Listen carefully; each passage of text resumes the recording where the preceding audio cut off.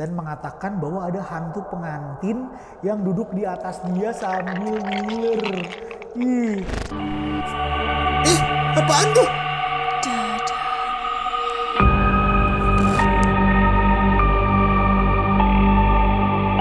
Halo guys, kembali lagi ke The Beat bersama gua Petra. Jadi hari ini kita mau ngebacain cerita-cerita pendek yang horor. Semoga cerita-cerita ini seru ya guys. Jadi ini ada satu cerita nih, judulnya Mitos Hantu Pengantin. Jadi kita nggak pakai lama, kita langsung mulai aja ceritanya. Pernah dengar cerita tentang hantu pengantin? Cerita ini aku alami ketika aku duduk di bangku kelas 2 SD. Kalian boleh menganggap ini cerita fiksi atau khayalan anak kecil, atau bahkan menganggap ini cerita yang serius. Tapi, kejadian ini aku alami sendiri dan saksi untuk cerita ini masih hidup bahagia, sehat, dan sentosa. Oke, baik. Jadi saksi kisahnya masih hidup ya. Siapa saksi kisahnya? Ya dia. Aku ingat saat itu aku dan teman-teman sekelas sedang berada di kelas karena pembelajaran masih berlangsung.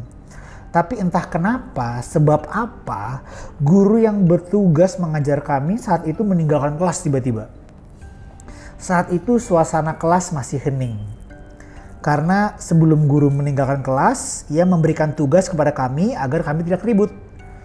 Namun keheningan itu hanya bertahan sesaat. Sampai salah satu temanku, Angga, nyeletuk keras. Kok bau bunga mawar sih? Terus semua orang menatap Angga. Terus aku, gak bau kok. Anak-anak, Angga cuma ngigau. Kelas kembali hening. Tidak ada yang menanggapi omongan Angga. Tak lama berselang, aku mencium bau bunga mawar yang sangat semerbak. Aku berbisik kepada teman sebelahku, Santi. San, kok aku nyium bau mawar ya? Kamu nyium gak? Santi, enggak kok. Kamu ketularan Angga ya? Bau mawarnya itu semerbak banget, Gan. Kayak bau bunga mawar yang dijual di pasar yang dipakai buat naburin kuburan baru. Ternyata gak cuma Angga dan aku yang nyium, Gan. Temanku yang duduk di pojok belakang kelas juga menciumnya. Dia nyelutuk sama kayak Angga. Namanya Desi. Ih, bau banget bunga mawar. Dia ngomong sambil nutup hidungnya. Suaranya jadi kayak kodok gitu. Gegara suaranya yang kayak kodok, anak-anak sekelas ketawa semua. Weka. Di sela-sela anak gaduh karena tertawa, aku iseng naik kursi dan menengok keluar jendela kelas. Karena aku duduk di bawah jendela, jadi aku mudah banget kalau mau nengok keluar kelas. Do you know what I see? Dia ngeliat rombongan orang nganter jenazah. Padahal mereka nggak lewat depan sekolah. Wah, jadi ini SMA-nya ada mapnya nih, SMA, terus ada jenazahnya di depan SMA-nya persis. Seberang SD-ku saat itu masih sawah-sawah. Jarak SD dan SMA kira-kira 400 meter. Gak mungkin banget kan kalau sampai nyium bau bunga mawarnya. Tapi karena pada saat itu kami masih polos, jadi masih ngira bau bunga itu berasal dari jenazah yang digotong itu. Next day. Tersebar rumor bahwa orang yang jenazahnya dibawa kemarin itu adalah calon pengantin. Ia pulang ke kampung halamannya untuk melaksanakan pernikahan.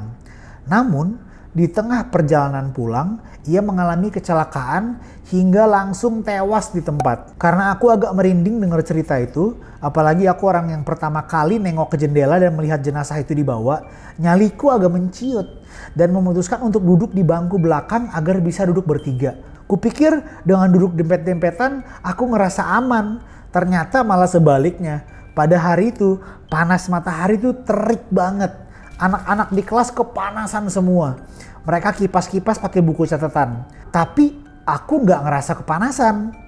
Malah kedinginan sampai menggigil. Teman-temanku yang duduk mengapit pun merasa gerah.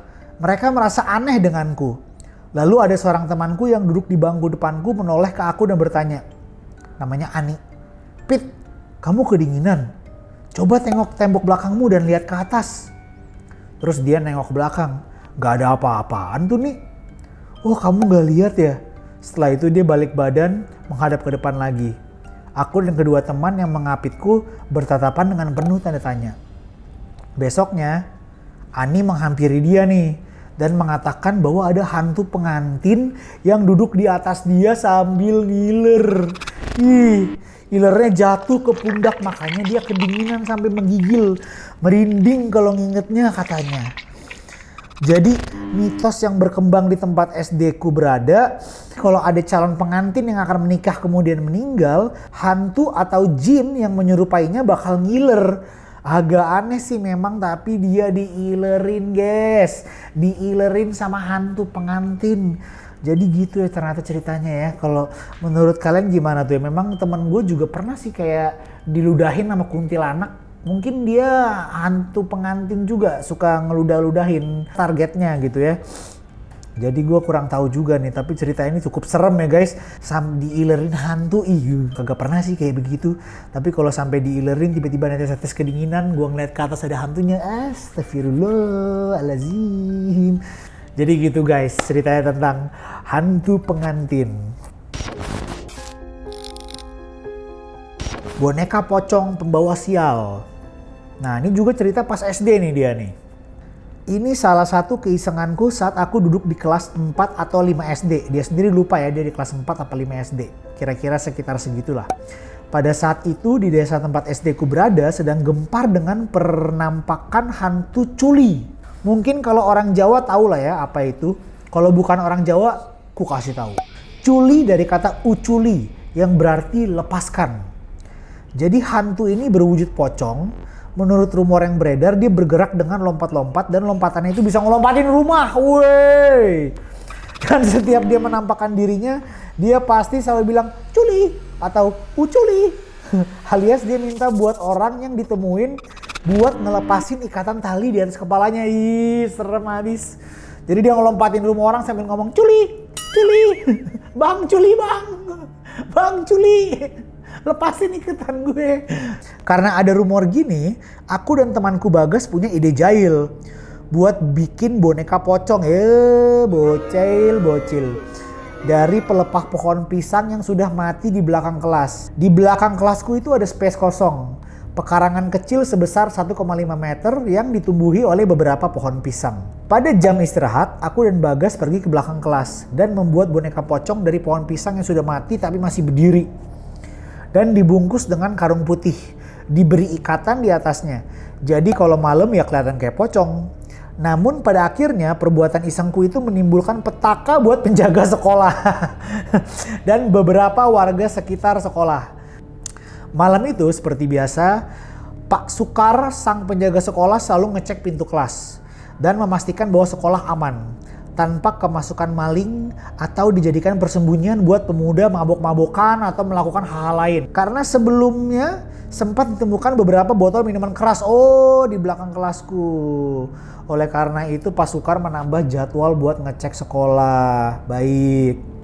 Pas beliau sampai jatahnya buat ngecek di belakang kelas, beliau dikagetkan dengan penampakan culi sebanyak 3 bungkus. 3 bungkus culi, pocong culi gitu. Penampakan ketiga sosok itu terbungkus kain putih dengan ikatan di atas kepalanya.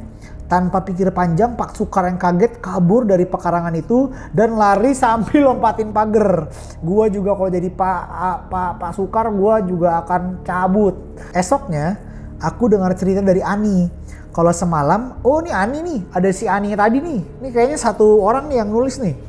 Kalau semalam ada tetangganya yang ronda, ketemu pocong sebanyak 2 bungkus di belakang kelasku juga. Kok jumlahnya beda ya? Faktanya kan, aku sama Bagas cuma bikin 1 boneka pocong. Setelah dengar cerita itu, aku dan Bagas pergi ke belakang kelas buat ngecek boneka pocongnya. Nah, pas kami ngecek boneka pocongnya itu, kami ketemu Pak Sukar yang lagi bongkar boneka itu. Terus kami negur Pak Sukar, "Pak, bonekanya kok dirusak sih?" "Iya Pak, kita bikin 1 itu udah susah banget loh Pak." Pak Sukar menatap kami. "Oh jadi kalian yang bikin gara-gara ulah kalian saya semalam kaget nih. Gara-gara lihat 3 pocong pas ngecek sekolah. Sadar nggak kalau perbuatan kalian itu malah mengundang mereka buat datang ke sini? Tapi kan kita cuma bikin 1 Pak." Dengan tampang heran beliau bertanya pada kami, jangan main-main kalian. Saya lihat dengan mata kepala saya sendiri. Di sini ada 3 pocong. 1 udah saya bongkar. Yang 2 lagi pasti masih disembunyiin kalian kan? Sumpah pak, kami cuma bikin 1 dan sudah bapak bongkar. Oke fix, setelah kejadian itu kami gak pernah usil dengan masalah beginian lagi. Ternyata kami malah mengundang mereka yang berimbas pada orang lain. Makanya pelajarannya jangan usil ya guys. Kasian yang lagi ronda guys. Yang lagi ronda malah ngelihat 3 pocong. 3 culi, pocong culi ya. Jadi kalau kalian juga punya niat-niat yang iseng seperti itu, baiknya jangan. Baiknya kita sama yang begini-begini sungkan-sungkan aja, respect. Dan kita akan baik-baik saja. Jadi gitu guys, 2 cerita kita di segmen singkat kita kali ini. Kalau kalian punya cerita horor yang kita pengen baca, boleh kalian share di kolom komentar. Jadi jangan lupa untuk like, subscribe, dan komen. Sampai jumpa lagi di The Meet berikutnya. Apaan tuh?